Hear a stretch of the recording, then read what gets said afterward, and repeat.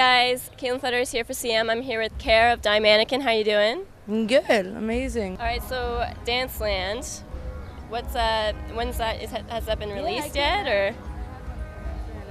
Gave it to you. Oh, perfect. There you go, Danceland. Yeah.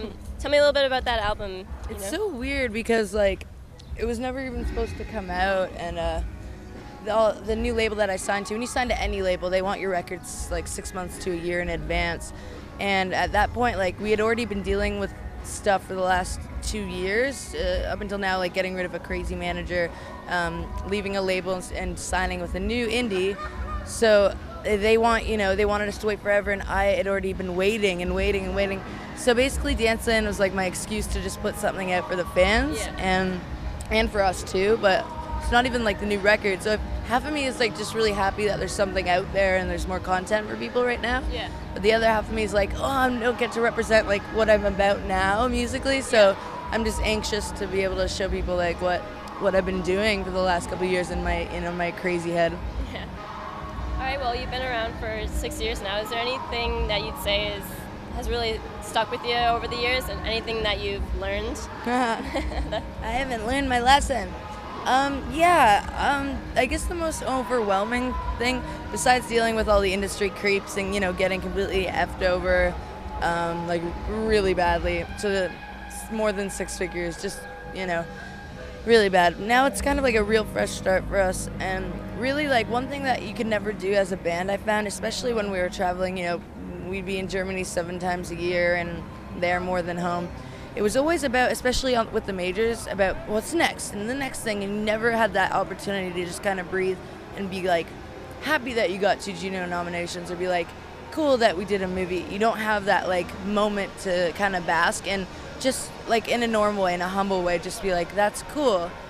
Basically what happens is it's always on to the next, what's next on that day, so being able to kind of take a second and be like, oh, and Rick, enjoy the journey instead of having, this end goal, or people in bands and all these kids these days that want to be quote unquote famous, and they don't understand that like when you reach that goal, so I've heard, you're more empty inside than ever, and really the fun and the things that you're going to look back on and know that you love is the actual journey. And that's the part that I'm trying to like I myself have sucked at it for years, and I'm just starting to understand, like, try to breathe, try to love it, because this is the real fun. Yeah.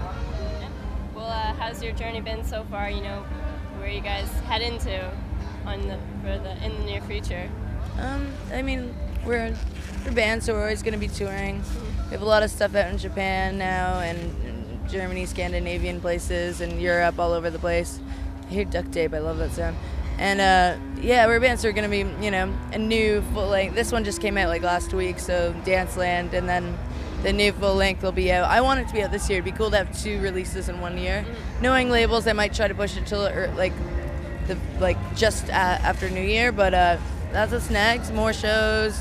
Now we have our wheels back, so we're actually going to be touring. We were kept off the road by some crazy people, let's just say, for money reasons. They stole all the tour budget and wouldn't, and just lied about it to the management, and just pretended that it didn't tell the label, didn't tell us, so they kept us off the road literally because he fucking spent all the money.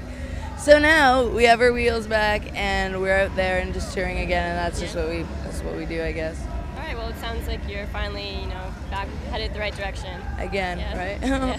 All right. Finally, just really quickly, tell me a little bit about the movie that you were just in. Oh, yeah. How did that come about?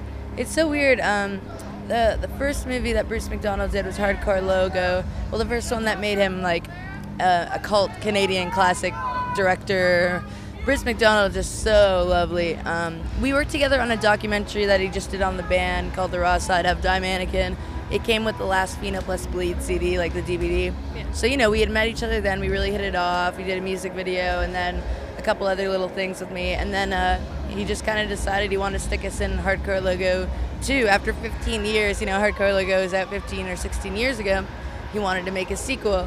We totally all for it. And I don't call myself an actor, but we're playing ourselves. Right. Tony does an amazing job. There's scenes that just make me want to cry. He's so gorgeous and beautiful the way he delivers. But yeah, it's super fun, and it came out May 15th on DVD, so people can buy it now, HMV or whatever. Same with Danceland. Awesome. All right, well, thank you so much for your time. Thank you guys. It's helping keeping bands like us alive and in the know, so thank you. Yes, perfect. All right, guys, Danceland, check it out.